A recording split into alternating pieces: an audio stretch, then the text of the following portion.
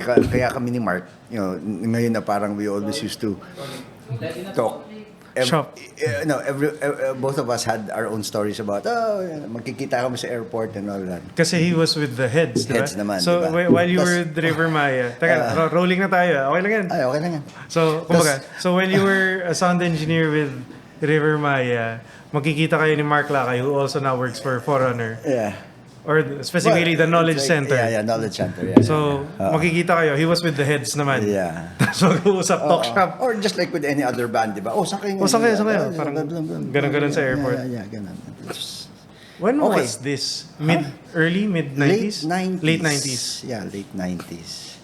Where like, guys like Yordi, di ba? Para bang, hindi pa masyadong, I guess Yordi was probably the one that I saw was the best roadie kasi parang I don't know, I may be biased, but of course nakikita ko punch magtrabaho. Siya yung pinaka gusto rin matuto. Whereas the others were roadies na parang karga and but karga buhat tapos they can't go, they didn't like Yordi would go talk diretso kay Rico and what he thinks and he'd do the guitar and stuff. Yung mas siya, mas may confidence, diba?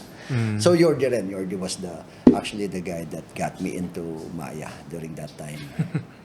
Pero it was fun. Hindi, kasi and lalo na parang kung titiusin, those are the dark ages in the sense na having a Yordi, puta social ka. If you had a good roadie, your audio, your own, big deal yun. Parang that's additional budget. They don't do that, di ba? I'm guessing at that time, so this was late 90s, early 2000s. Not a lot. There wasn't a band sound engineer, or it wasn't that prevalent. Wala para, or even like having a head roadie. Yep.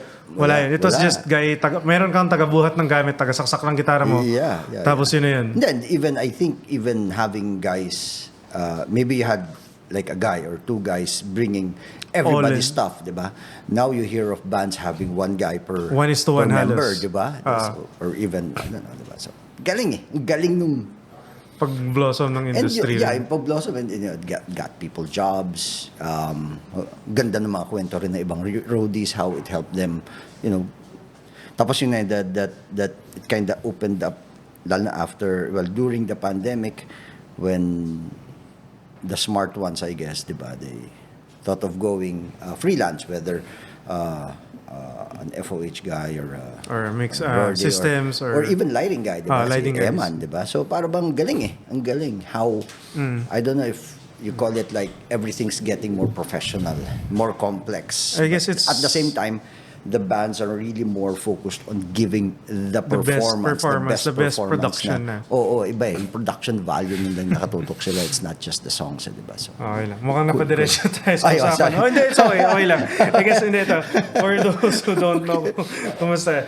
Sir Mario, I think you wear a couple of different hats. You used to wear the hat nga of being the sound engineer for River Maya, their FOH guy. Yeah. But before that, kasi parang bang hindi naman ako... even before that... I mean, probably, of course, during that time, parang River Maya was one of the bigger bands. Kaya medyo napako yung reference na yon. But even before that, when we were in rentals, di ba, we did so the you had bands. your own sound system? Yeah. So we did the bands naman. So during the time of... so you wore that hat for a while, and then I guess I met you as most people, I guess, who have met you now is parang as Sir Mario. Diba? So, kumbaga, you thank you na lang doon sa ganun. Huh? Thank you lang na sasabi ng Sir Mario.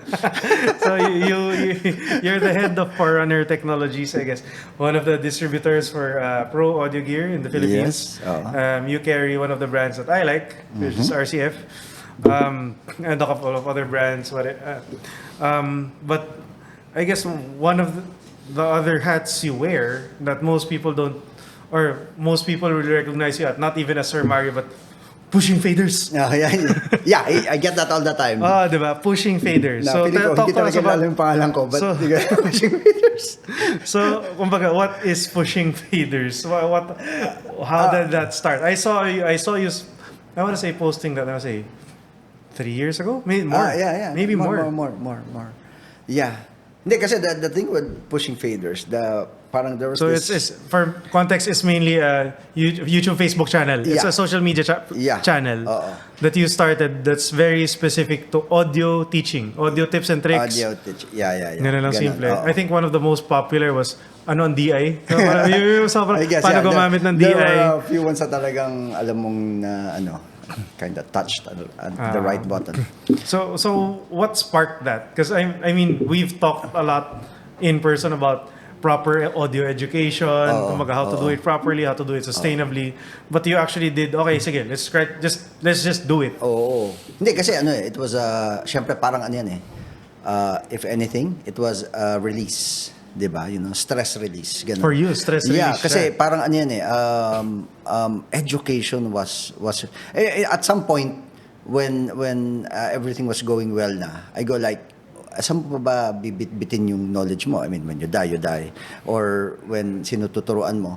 Akin naman, I don't have the time to do one-on-one organize pa trainings. the time you're doing the business. So for me, okay, let's try this new medium because I'm a Wala naman. relatively private person, so doing a video is really one of medyo hirap, 'di ba? Lakas ng loob yan eh. Kaya the very first video that we did, and Jesso.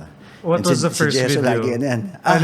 Would you remember what it was? I think it was the kasi it was always one of those mysteries na hindi maintindihan ng iba why when they plug in a baby PL to a phone, biglang nawawala yung vocals. Okay, it's Because face. Diba? It's face. terminated to a mono XLR, diba? And stuff like that. So, yun, inano ko muna yun. That So was the even first just so video. why you shouldn't plug in a 3.5 to an XLR? Parang ganun lang. Yeah, to mono signal or and then it was followed up by I think one of the favorite topics was feedback, of course. Feedback, So I did one with a graphic EQ, ganun. So para bang naman through the years, alam mo naman kung ano yung what I struggled with as an audio guy growing old. Alam mo, it's the same questions anyway. And even for me, I still get the same questions. So parang, sir, paano patanggal yung feedback? Paano mo pinatunog ng maganda? Paano yung one of the favorite questions is, paano pag masyadong malakas yung yung amp ng gitarista? Diba? Parang sometimes you don't know how to say it without being offensive sa gitarista eh. Pero the thing is, man, parang that's why I always had this idea na parang why doesn't anyone create a guitar amp that wedges very, nicely. You can kick back a guitar, but para tanggapin na as a monitor and just blast away sa gitarista para lang, 'di ba, matapos na, 'di ba? But it's nga naman. I mean, the problems are the same. What frustrates me is like people, again, it's parang tayo rin, di ba? We keep on moving forward in there's a mindset na gano'n yung parang so you don't go back to the videos na luma. You're at least be able to add that to your knowledge, to your arsenal and grow, di ba? So parang for me, there's still a lot of people that do not go back and actually look at the library of videos. Kasi they'd be asking a question that was like, that's 3 videos ago. Parang, since you were in the page, hindi mo na rin pala binalikan yan, di ba? Then, you have to. Because other than the videos naman, I get a lot of, like, DMs, questions. I answer those, and I answer those pretty much via voice message because it's easier. It's easier. Even in our personal chats. Parang, diba? parang Jason, this is the new series. Ganito, ganyan. Okay. Sabi nga diba, parang, wow, galing mo naman. Sabi ko, hindi, mas madali mabilis yun. Mas madali talaga yun. Come on, di ba? So, di ba, it's not, So, anyway, yun nga, I mean, education, like moving forward after Forerunner, more or less established rin naman, di ba? So, you really have to kind of give back something rin naman to an industry that has given you so much rin. So, and education is the one that's really lacking for me, for you. Right education. Right education. I think that also led to you building the knowledge center, di ba? Yes, And yes. parang I remember dropping by your office and parang pinapakita mo pala dito maglalagay ka mo ng ganito, maglalagay ka mo ng ganyan. Yeah. And it's very, I guess, it's very nice to see that actually happening and kumbaga more people putting their money where their mouth is. Hindi lang yung sabi-sabi lang, gagawin ko to, gagawin ko. Diba? Well, yung the nice thing is, because what I've realized is there's a lot of guys wanting to teach rin naman. But the always the hurdle was, okay, saan gagawin? What's the cost? Diba? Paano i-organize? Blah, blah, blah, and all that. Diba? So, maraming gusto magturo, pero yun yung hurdle eh. So, the answer was simply like, just create a place na talagang anyone People can just jump and malalaman teach. nila na, diba? So, buti rin, when Mark and I crossed paths again, diba? And meeting of minds, and Mark is also in that That phase. education phase, diba? Which is great. So, parang bang, great, Mark, kaya gawin na natin to, tuloy ko. Kasi I've got the room. It's just literally like, 40, 50 square feet of face. Practically, when I got the room, I go like, sige, gawin natin to, diba? Then, it got built, and then I go like, okay, I don't have time again, so, diba? So, but exacto yung may dating ni tao, Mark. may tao diba? naman si Mark who can Mark. actually head it. Okay, Mark, diba? So, yeah, Mark is kinda... So, parang yun nga, parang, we also did it na yung knowledge center is, kasi parang pushing faders, it's kinda informal, and, I just want to keep it as mine na parang anytime I can just do parang anything with if that. you wanna talk about a 2-3 minute topic, Whatever. Jesso, shoot mo ako, labas natin, diba? tapos. Actually, ayoko na rin disturbin nga si Jesso kasi minsan ako na lang di ba? Ikaw na lang mismo. But kasi nga, yung it's like Mark and Jesso really working on that knowledge center thing. And I'm pretty happy where it's going, and of course. the plans are, I've seen the plans, ayos, galing. So, yeah, I hope yun nga, marami maka-benefit from that, di ba? So I guess for those who don't know who you are or what you do, I guess, what would be what would be a good intro to who Sir Mario is? Parang if they knew or understood this one thing about you or your life experience, parang okay, it would make sense. That's why he's that way. Is there okay. something that that comes up? Well, alam mo, there's a number of us that came from the 80s. No? We started as mobile DJs even. So Okay, mobile not DJs. even sound FOH guys, Hindi mobile pa, DJs. Hindi pa, because during that time, you had the bigger companies that were sound reinforcement companies. And then you had the mobiles that just handled the parties. Dati nga, yung So mga, that's why it's called mobile. As in Yeah. literal na parang yeah, it's mobile. Dire-diretso, diba? Yeah, ikot-ikot ka ganun. lang. Diba? Mobile. And then, pero yun nga, towards the late 80s, I don't know, when equipment probably got more available, di ba? Some of us just got, parang may opportunity to add, di ba? Kasi nakikita mo yung revenue na hindi mo nakukuha eh. Kasi the mobile would get 5, 8, 10,000. Makikita mo yung sound reinforcement companies, they get 30. So, teka lang. Laki doon, times 3 yun. We could probably tap on that because essentially what we already more or less have the speakers, yung wala lang sa atin, yung console and the mics and stuff like that. So during that time, you would get, during my time, it was dito sa Metro Manila, you call Henny Manikad. And Henny Manikad would supply you what you needed sa kung mobile Kung you would bridge that gap. Yeah, bridge that gap. So, ikaw na, you handled your live bands, and during that time, may mga the growth of bands rin, there's like, that was there was the cycle na parang Heads, basta. Maya. Those were the biggest two, diba? Teeth and Kes. basta ang daming mga bands wala na pang nakakatawa. Quezon. I mean, I could remember UP having gaganda ng mga events sa UP noon eh. Alam mo, sa Sunken Garden. So, ganon. And so, ako, I describe myself sometimes, anak ako na industriya na to eh. Kasi ganun yun eh. I really practically grew up in it. And nung time na yun, it was growing and, we didn't, you were owners, but at the same time, you were the operators and everybody was everything. You weren't, kumbaga, If you boss. could drive the truck, you'd drive the truck. Ganun, yung parang ganun na lang yun. So, no one's ano. So, it was, and again, the emergence was different kasi if you were a mobile, everyone was part of it. Even the DJ was part of that group, di ba? Unlike ngayon, iba eh. But, so parang a number of guys during that era went on to be, the biggest systems of today. You've got RSL, you've got Force Inc. definitely who was older than us. Sila Vitan was older than even all of us. Ganyan, di ba? Then sila Rene Cruz and all that. But, ngayon, yung para bang there was a growth. So I guess you grew up in the sound system. Yeah. I think which is why you have an insight that's not an outsider's, I guess. It's someone who's been through this whole thing, this whole rodeo more than a couple of times. Yeah, diba? yeah.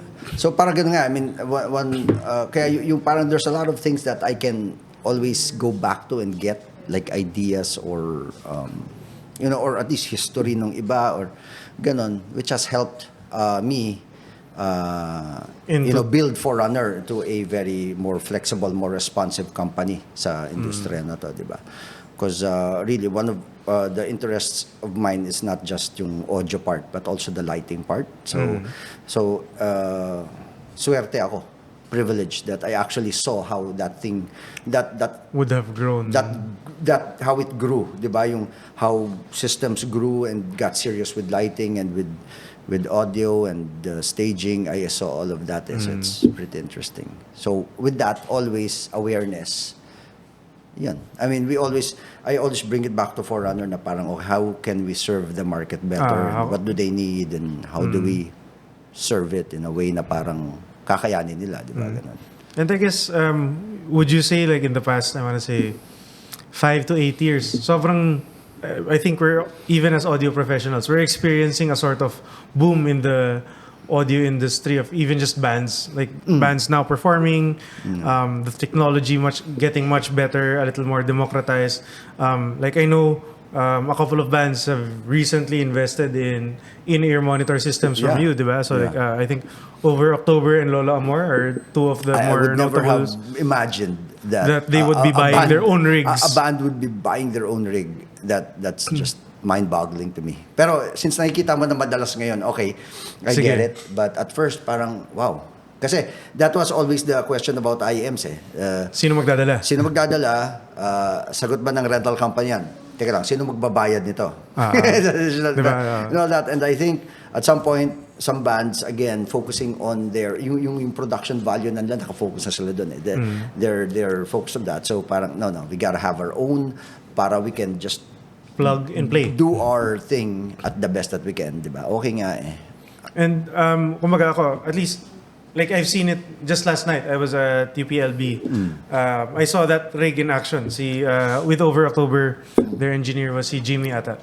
Kumbaga, there's always this push and pull within my head as both a producer, organizer, and as an engineer. As an engineer, it's amazing. Diba? Parang I get all my clean signals. I don't have feedback problems. Diba? But as the producer, organizer, parang, okay, this will add at least 15, 20, maybe 30 minutes to my setup. Diba? Where are you on the fence with that? Kasi ako parang, I'm sort of, if you do it properly and your teams are well equipped, you can do a changeover in 5 to 10 minutes. Yeah. Diba? If your teams are well equipped. Yeah. But exactly. if you did proper coordination with everyone else beforehand. But if you didn't, that's where things, pardon my French, will fuck up. Diba?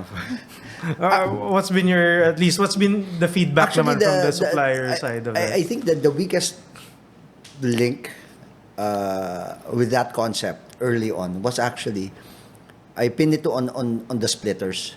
Okay. Kasi if a rental company does not have splitters, then that affects everything for me. I mean, that affects your signal, that affects your time, saan mahuhugutin yung signal and all that. So, kumbaga, just for context, a signal splitter is, kumbaga, you have one microphone, instead of it just going to one mixer, it could go to 2, 3, or 4. Yeah, isolated and clean. Diba? Oo. Eh, dati, kaya nga dati, like, again, rental companies won't really invest on splitters, and although ngayon mas nakikita na natin, but offering IEM rigs, a lot of the bands understand that if they have that splitter, that eliminates already the headache when they get there. Kasi alam nila, if the rental company doesn't have it, meron sila, it doesn't bother them. Yeah, tuloy-tuloy na yun eh. So, galing, it's crazy that. Ang galing. I mean, fascinating. I mean, the IEM thing itself, although it kaya nga importante na maintindihan mabuti talaga on that technical side. Like it's like IEM mixing is not like FOH mixing. It's a totally different thing. It's much harder. Yeah, much harder. It's much harder to do monitors. It's much harder even to do IEM. That's what I tell.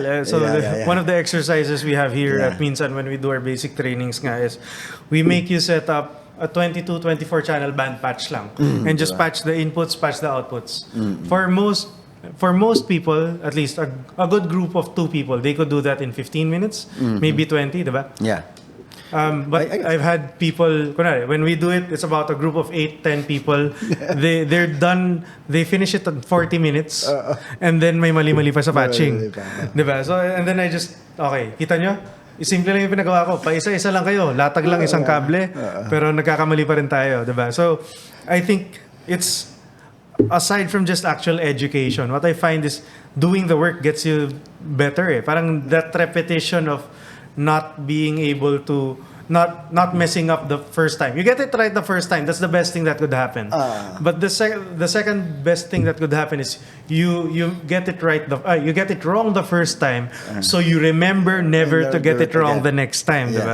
What I remember, like a Miles Davis quote wherein he says, good people practice to get it right. The greats practice to never get it wrong. So that's the ideology we try to push. Na para, you, through repetition, through someone saying, "Oops, nagkamali ka na naman ng patch." So, and then you do it again, diba? Right. So, meron nga ako suggestion dati kay Jesso. Sabi ko, parang, there's a part of me because, coming from, again, we set up stages before and all that, mas in a cruder way pa nga. So parang sabi ko nga, parang may trip akong gawing video, sabi ko kay Jessa, parang I want to set up the whole stage, like 2 guitars, 1 bass amp, the drum kit, one keyboard, maybe a amp, keyboard. and then monitors. Yun lang, the monitors. Sige, yun one yan. each. Let's just keep it there sa stage, diba? And I'll do it like ako lang. Ikaw lang Kasi mag-isa. parang, I don't know, for me siguro, parang syempre parang, kaya ko pa eh. Kasi in my mind, kaya ko pa eh. It's literally just one cable diba? at a time, And then, diba? But subliminally, like, hey, a 54-old guy can do it, then dapat yung, you have... someone 18, 19, 20 years old. You need less people on stage actually para to get things together. As long as everybody knows what to do naman eh. Diba? Yun nga, I mean, the real challenge is just the drum set kasi mas marami lang ginagawa doon. But other than that, everything's just one line at a time. Latag lang. And yun nga, the funny thing is nga, I've seen it happen. We've both seen it happen too many times na parang there's just this one guy na kabit lang ng kabit who doesn't know what he's doing. And then he messes it up for everyone. And I guess that goes back to where proper education, proper communication is always key.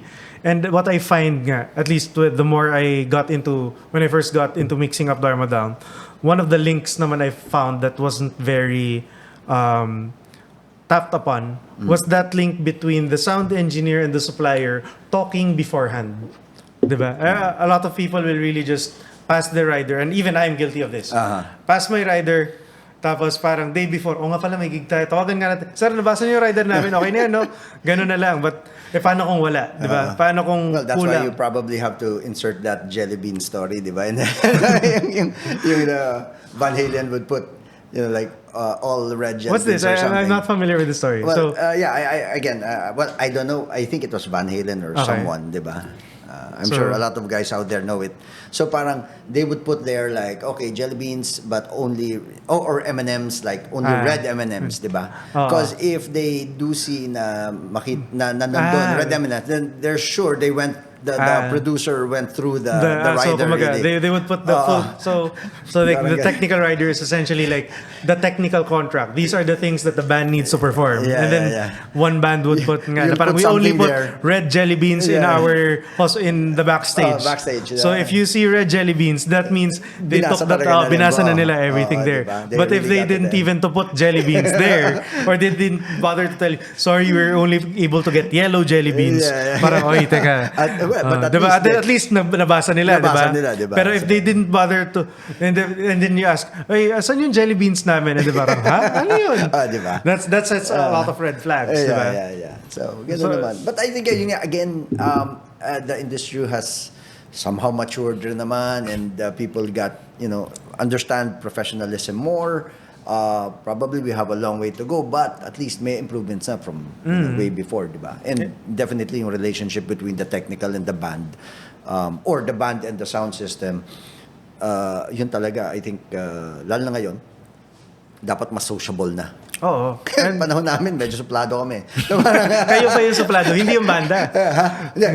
Kasi there's this, like, I don't know, some people agree with me. There was this you don't talk unspoken. You don't talk about it. But of course, who's the boss? Diba? Diba? Is it the guy that mixes you or the band? Diba? Parang so medyo ganun eh. I guess years ago. So parang but now hindi nga eh. Parang there's this mindset nga na dapat na parang even if pagdating ng banda, puntahan mo, kausapin mo, break the ice agad, 'di ba? Para yung relationship mas okay na. Then if you could even memorize their names, why not? Diba? And another thing I always say, and we talked about this at length, which is, kumbaga, at the end of the day, skills can be taught, but attitude is harder to learn. Diba? I mean, I've seen it happen a bunch of times na parang may isa kang tinarayan na stagehand, parang, or you had some snide comment, tapos 5 minutes later, kailangan mo ng tulong magbuhat. Another 2 minutes later, kailangan mo ng kable. Diba? Parang ang hirap, tapos ang hirap, shit, dapat pala hindi ako mataray kanina. Diba? So, even just that simple attitude, and I think it always goes back to one of the things I always keep in mind na, what are you there for? What are they there for? We're all we're all working towards the same goal of making a good show. We're all looking to provide for our families at the end of the day. Yeah. And helping each other helps all of that goal, diba? That serves everyone's goal. Yeah. Kumbaga, if I'm rude to you and then the band isn't able to perform well or they take a little longer, it will reflect on the client na, ay, ang bagal ng setup na to. Consider pa ba nila, ay, hindi maganda yung experience namin sound system. So, but as opposed to, okay, tulungan natin yung banda. Kumbaga, oy, tulungan tayo. And even the band, na parang, they will also have to realize na, if I'm rude to the sound technicians, malay mo, close sila sa organizer. Sabihin na parang, oy, wag mo na kunin yung bandang yan. Medyo matara yan, ang tagal pa mag-setup, late pa, di ba? So, it's, parang you never know who can make or break your career even in this small space. Yeah. Diba? Totoo. Kaya nga, para bang you gotta be, ngayon, di ba? And more so with social media. So, parang mag-ingat ka na lang talaga. But I guess naman, having a attitude na rin naman talaga na more open, more cooperative, more supportive on the get-go.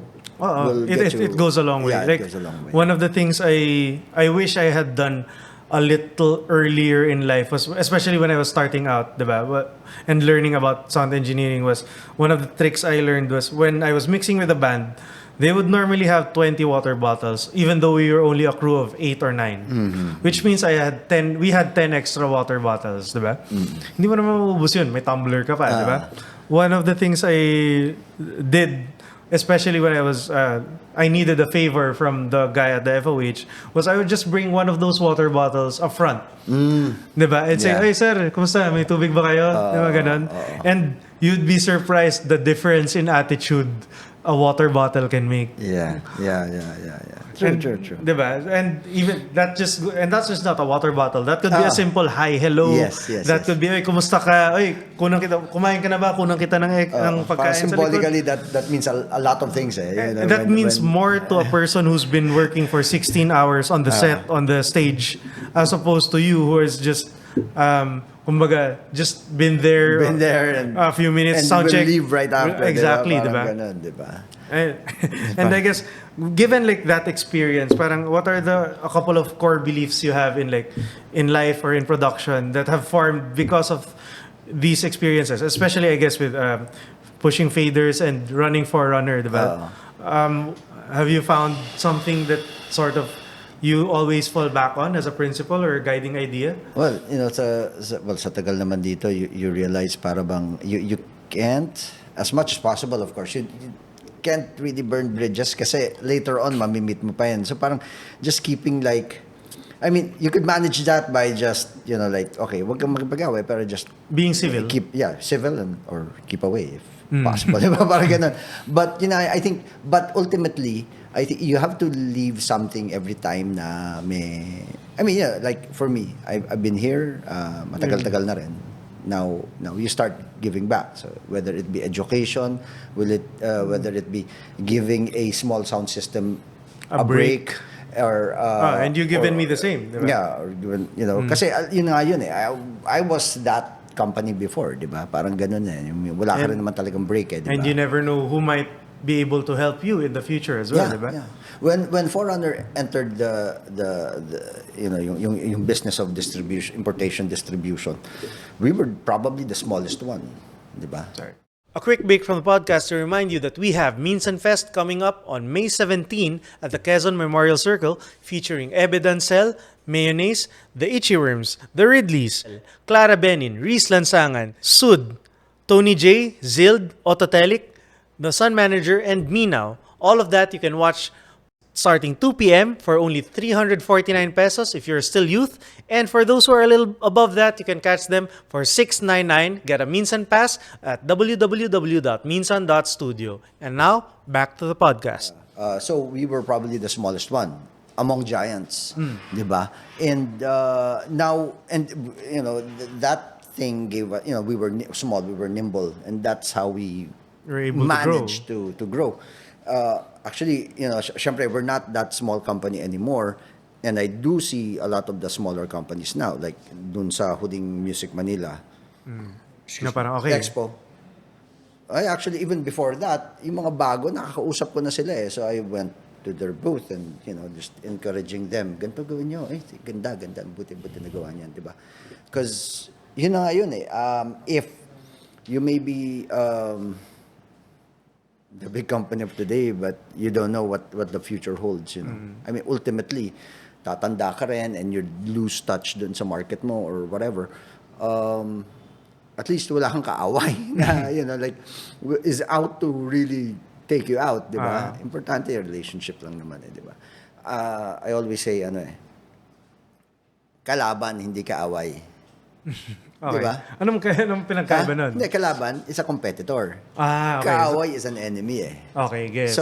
You know, parang gano'n. Kaya kami, I mean, we get to talk to, and dun sa office and even with my guys. Sabi nga sa kanila, alam mo, we all have, you know, competition that's fun. Di ba? We get to talk to other people. Pag may mga produktong wala kami or wala kami alternative ngayon, we could easily call them easily parang, and ask. pwede, meron ba kayo? Pasok ko na lang to. There's none of the suspicious na bakit ka nagtatanong, di ba? Because everybody knows, like, It's a small world. it's a small world eh. So, tanong, di ba? So, everyone's competing, but you could do that in a environment na very friendly, very, so that's how you should really look at it eh, you know, in whatever industry you are, or sa anong There kailangan mo. are- Alam mo yan, some way, someday, kakailanganin mo rin yung tulong ng tao niyan or most of it. So, you know, there's no point in anuhin mo pa yan. But at the same time, you know, kung parte ka na sa organization or industry, di ba? Keep on, whenever the opportunity is there, you give back something, di ba? Be known for that, di ba? At least maalala ka. Parang ganun lang, di ba? Kasi these are things that you can't, I mean, sino pa magko-consume yan, di ba? I mean, if I get very, ganun, parang binigay sa'yo yung talent na yan eh. So just give it away also, di ba? And I guess, yun nga, that's been, I guess you're in your sort of education giving back phase-ish. Yeah. Diba? One thing I've, and I think that has mainly been sparked by your choice to be able to be willing to do social media, which I think for, kumbaga, not a lot of people in your age would be willing to put time into it, diba? Yes. Parang, how's that experience been for you so far? Na parang, Scary, in a Talaga? way. Lalo nag-umpisa, scary. Because, you know, you'll always get negative shit. Oh, sorry. Okay lang. Okay lang yan. You'll always get Pardon negative his shit. French. Meron pa rin eh. Meron talaga Meron eh. pa rin eh. Whatever you do, there will always be someone or a group of people that will always say you're wrong. pupunahin yung pinakamaliit na bagay just to be able to say something. So parang nung una, medyo diyan katakot eh. But actually, you know, ako, and the thing is, some of those comments, I leave it there. Because it's, for me, at the end of the day, other people will see that and they'll And parang, ay, realize siya yung- naman you're the stupid one. So, so parang, so ganun na lang yun. During the pandemic, it helped a lot. Diba? I kind of sidestepped to, since walang mga events, I sided interviews, diba? Interviews, yeah. And of course, that was also me trying to cope with, you know, the situation, diba? So, yun. I mean, you know, I'm generally a private person, pero yun nga, these are releases na lang eh. These are the pagtanggal na stress or the giving back when it's education or even just those interviews naman I'm trying to give spotlight to Someone a number else. of other people kasi parang hindi lang naman tayo to di ba? Ganon. So, yeah, I mean, okay, kaya good na ano ko. You got past that being scared. I still have a long list of videos na gusto ko gawin but I just can't do it simply because the work gets in the there way. is work. Di ba? Parang There bad is, work. you have to, I mean, you have to run a business. Yeah, At the end of the ganon, day, you have to ganon. do things that are sustainable for you. But I mean, it'll come out. I mean, sometimes naman, I'm just happy. I see more and more content creators that give out good information. Then ayos yun. Kasi it's collective na lang of the knowledge na ibabato talaga. Because this industry could be so much better with better education, definitely. Oh, definitely. It's not even just about sales It's about, because we gotta look at in the bigger picture Para bang, yung success natin can't be just about the Philippines You've got your companies and you'll eventually parang, handling big events, but what about the foreign, di ba? Siyempre, mas malaking budget, I would imagine, di ba?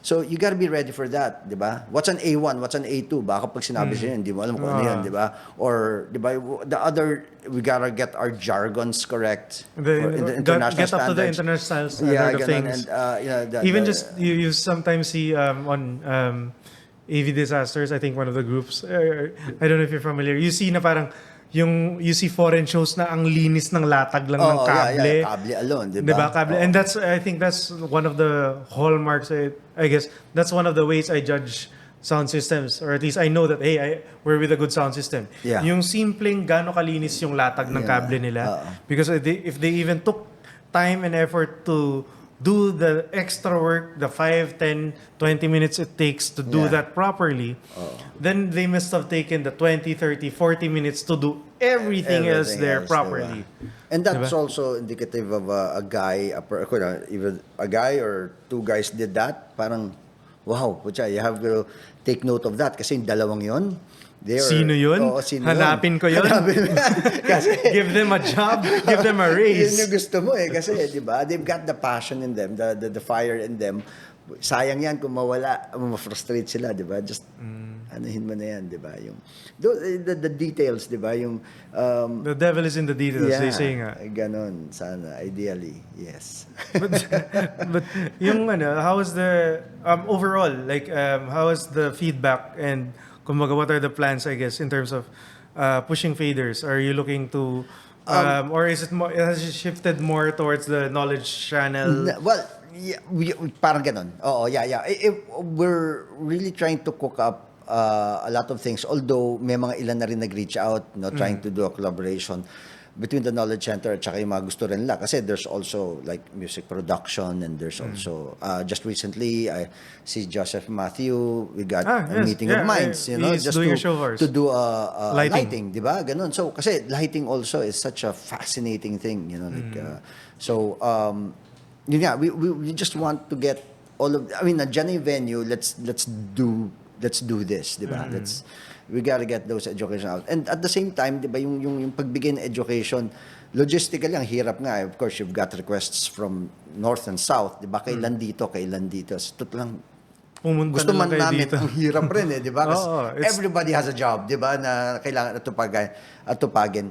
Pero, but at least, while we do it here, we're refining the process, the programs, Okay. di ba? Para, eventually when we do go south or north or wherever, di ba? At least refined na. Okay, di so ba? I guess that's one of the specific ways that people can actually help you out, specifically with the Knowledge Center. Yeah. Which is, if you're looking to teach, if you're looking to share some of your knowledge and your time, just reach out. Tama ba? Reach out, yeah. So to the that could Knowledge be Center. anything. There's a FB page. Kung sasagot sa inyo doon, si Mark or me, and yun na nga yun Para bang if if everyone, well, there's a number of people out there that has something to contribute talaga. And it goes beyond the books di ba? Experience is the best teacher talaga, especially in our industry, yung ginagawa natin yun. So para bang that's the one that really has the heavier value, yung experiences alam mo nga dito sa Pilipinas, parang minsan mas maraming natututo dun sa kwento Kaysa sa diba? kaysa libro, di ba? And if that's the way to go, then that's the way we gotta go. Kasi kung doon lang talaga sila matututo great, di ba? Ultimately, it's the end, di ba? Na, ano. Yung kwento naman, yung maganda lang kasi, we came from a lot of, some of the guys came from the time when we had nothing. So, we did not have the digital good mixers, the powered speakers, or the high-end speaker systems. You didn't have measurement microphones. And everything, di ba? And as I said, there was a time when every microphone on stage was a vocal mic because there was none of these kick drum mic and ganyan. Condenser, Everything wala was kang a vocal mic na nagkataon, pwede rin pala dun. Pwede na. Ang guluhan mo But lang ng anyway, konti. diba, some company just got smart and say, hey, we can do this. Anyway, pero yun na nga yun. Yung importante nga dun, yun na nga yun, since we came from the time when mas mahirap yung gamit or scarcity, and dun mo i-develop na yung skill mo kasi anong pa magagawa mo yan na lang nandyan di ba? Then there, di ba? Parang, so there is a lot of value dun sa may kikwento doon based on experiences. Like, for me, you want to learn a digital mixer, you gotta first understand how the analog mixer with works. all the external processors work, how they're connected, how they loop, how they, di ba, work together. Kasi, it's very hard to run it through your mind, yung routing, if when you can't don't even patch it in your... if you can't even imagine the physical patch. connections. So, ang laking bagay nun Ang laking bagay nun. Up to this point, very few people, when they jump into digital mixers right away, they miss out on the fact that, let's say, the auxiliary. So in order to make an effects work, You have to route it through. that's that aux, that's the aux send, that's the send master, and then there's the return, and then how do you even put that effects return back to into the the monitors monitor. is also an aux. That's, alam mo yun, if you can't imagine that, you'll get lost If you can't do the signal path in your head, wala ka na. wala. You'd think that, okay, aux 1, let's say aux 6 would be effects, pero ba't hindi lumalabas, di ba? Oo. Ayun pala, naka-post feeder ka. Ganon, or something, and saan ba siya bumalik? Di ba? Saan siya lumabas, saan bumalik? Stuff like that. So, analog is still the best foundation. Understanding analog setups is still the best foundation to move forward to digital. Digital. Chicken feed na yan. Pag ano, wala na yan. I was lucky enough to learn at a time where it was transitioning. So I would get, like, I think one of the best boards to learn nga that analog digital thing would have been the LS932.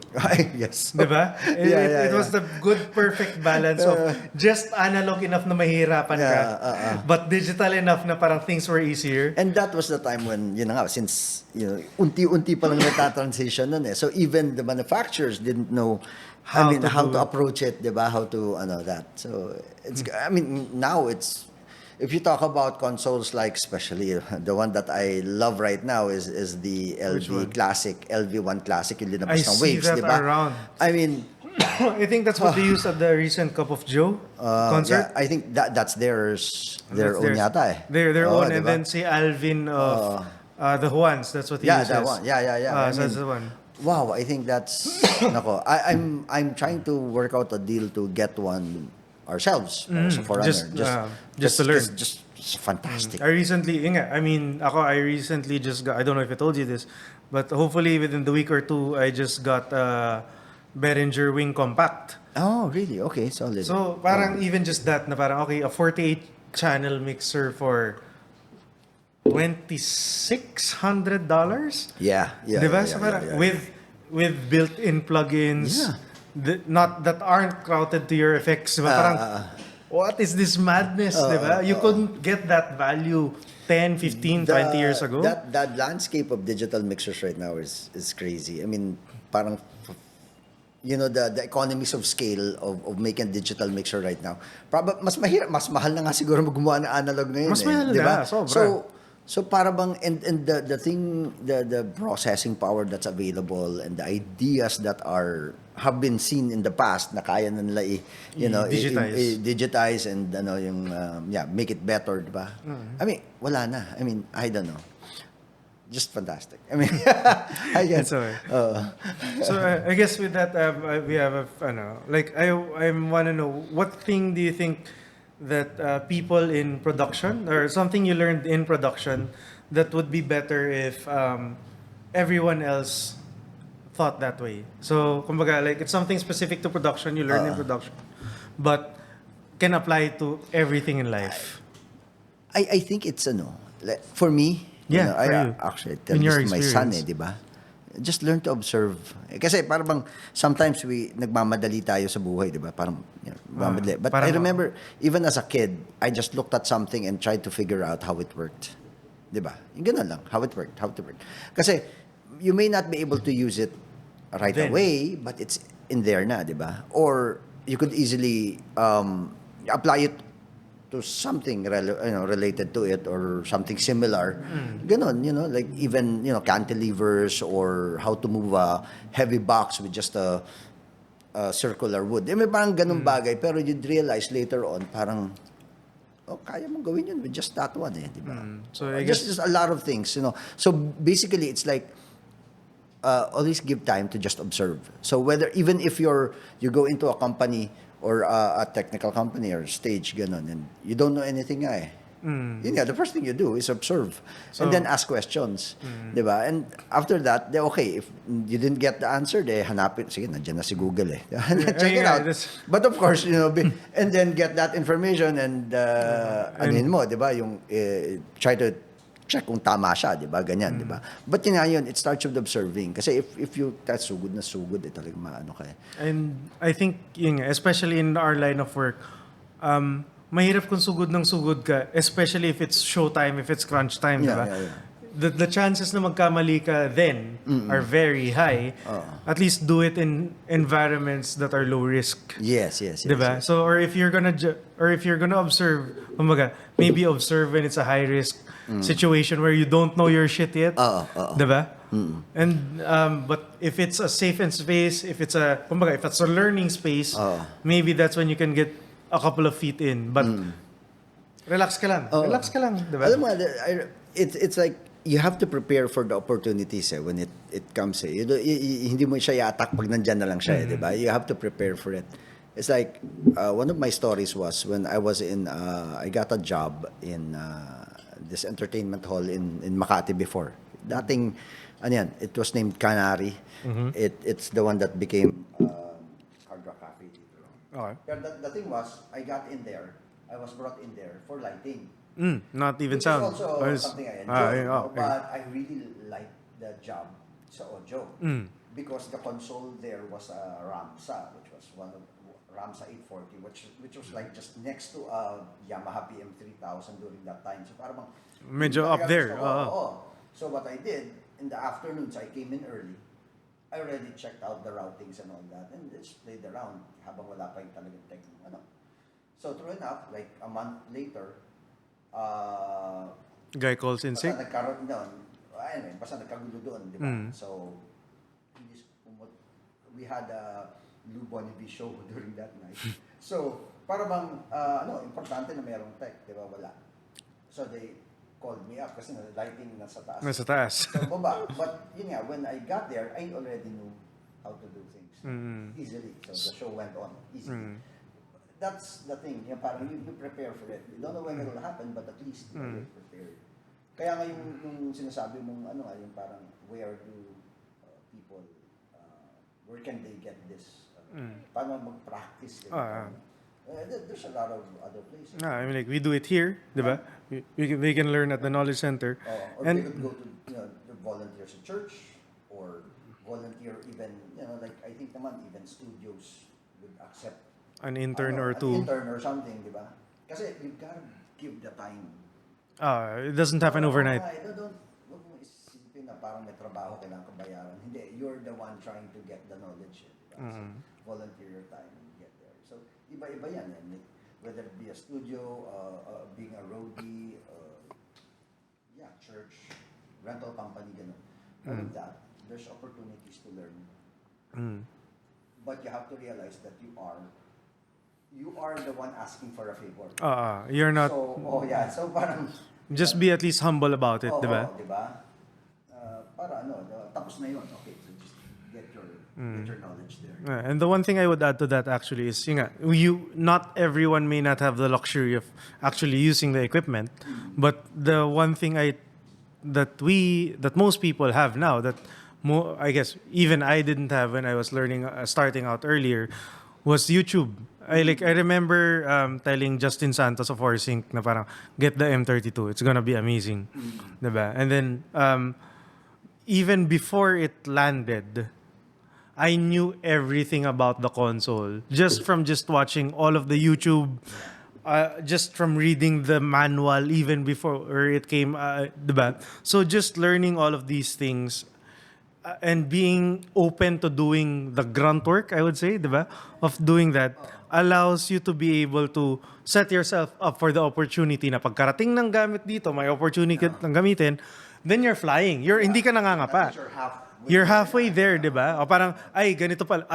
I need to do this step before. Hindi na to na-cover sa manual. Or parang, this is how the mute button works, or and so on, di ba? So, I guess that's also part of learning and part of growing as especially in our industry, where preparation is actually the harder part. The show is the easy part. The show is the easiest part of the whole thing. The 90 minutes to 1 to 2 hours that the band is playing or that the show is going on, that's the easy part. Because the preparation that happens before that, the setting up the cables, setting up your show file, miking, Positioning the mic alone is positioning your mic, diba? So all of these small things we sometimes take for granted, but the more, I guess, we have the luxury of wisdom of having made those mistakes before, diba? Na parang, okay, these are the things na dapat tutukan mo. More than anything else, parang if you did all of the prep right, you could just load up a file, konting galaw-galaw ka na lang, diba? Game ka na. I guess we have a couple of closing traditions here in the studio wherein the last guest leaves a question for the next guest without knowing who it is. So this question comes from Avid Liongoren, a filmmaker who did Saving Sally and High of Kind. And his question was, ano ang favorite article of clothing mo? Paki-describe daw yung favorite mong pambahay at bakit yun? Pambahay. Ano yung favorite pambahay piece of clothing mo? I have a favorite shirt. Dahil napakalambot niya. And it's the oldest shirt na consortium pa. Consortium, sila Totti, Dalmatian. Dahil yun nga, pinakamalambot. The oldest shirt is the softest, and I think that yung mga tela dati, may butas na nga dito ganun eh. But you still want it because it's just so comfortable, but at the same time, it's probably, ako na rin yun eh. I'm not conscious of my content. Kung mas komportable, ayos na eh. You've seen me in the office. Wala. Nga, shorts yan eh. Parang gano'n, diba? And sabi nga sa opisina, ako lang yung pwedeng mag-shorts. The luxury of being the boss. But ganun. A shirt. A shirt is the... I guess that says something about analog vintage gear. Kasi nakakatawa because Avid, who asked this question, also just said that he has a Spice Girls t-shirt that's 30 years old na sobrang lambot daw, na yun yung pampatulog niya talaga. Ay, isa pa pala, 89.9 na t-shirt. Yes. Dalawa yun. Okay. Sige. I guess, so in keeping with that tradition, could we ask you to write a question for the next guest without knowing who it is? Okay. So ikaw bahala. Just write it down and Okay. Sige. And then could you sign your name na lang rin para Okay. So could you read it out lang? Okay. Well, I've always had this question for people, parang between high school and college, which time frame actually made you what you are? Yun yung parang personality mo ganun. Because I've always get mixed answers. And what do the answers say? If someone says high school... Most would say high school. And what does that tell you about them? We did all the shit and all the mistakes in high school. The good and the bad, and yeah, it was high school. So very few significant pa rin, but very few, mas konti nagsasabi na college. Which tells you kinda, and then you look at the person and go like, medyo That makes gets mo. sense. Yeah, that makes sense. Yeah. May ganun din, may ganun. All right. Sige. And I guess the last thing we ask here at Minsan Studio is because we love music. We here at the Minsan podcast, we build a playlist based on the answers of our guests. So by any criteria of your choosing, what's a song you would like to add to that playlist? The only question we ask is, bakit yung kantang yan? Hindi, Any song in the world. always somewhere in my playlist would be yung kanta ni Maxwell,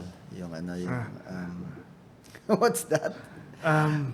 It's just so cool. Yeah, ano ba good. yun? You can look at your Spotify. Yeah, oo nga eh.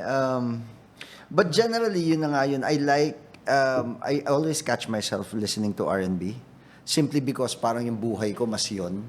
Basta, Mas ayoko, relaxed, chill. magmamadali man ako, I go house. But in most cases, when I walk, that's the tempo Okay, of my hanapin life. ko. I R&B. think I know the song that you're... It's I'll go to Maxwell's page. Ano ba yun? Teka lang. Teka lang. Damn. Sige, sorry. I-pause Yeah. mo lang muna. Kasi Ascension. baka... Ascension. Sorry, pa-pause lang muna ng music. Oh, ay, tumutunog. Hindi, baka ma... Ay, ano yun? Ay, ako ba yun? Ako Ikaw pala yun. yun. Sorry, sabaw yun. Sorry. Ikaw yun. Yeah. Sorry. So, which song would that be? That Ascension. would be Ascension by Yeah. Maxwell. But not particularly about the lyrics, but just how the groove is. Ganon. Dun lang. I seldom, quite honestly, I seldom listen to the lyrics. It's the melody that I The I melody, listen to. the hook, the production, Dun I ako guess. lagi, oo. So, yun nga. I mean, and I listen mostly to R&B. Tapos yan, if there's a particular song, probably Maxwell na yun. I mean, in recent history, yun yung mas pinapakinggan ko. I don't know. Yun lang. Kasi yun na nga yung Alright. tempo ng ano ko. Tempo ng buhay ko. All right. Do you think is there anything you want to give like as a last word, or no? Is there anything we missed that you would want to talk about or at least share?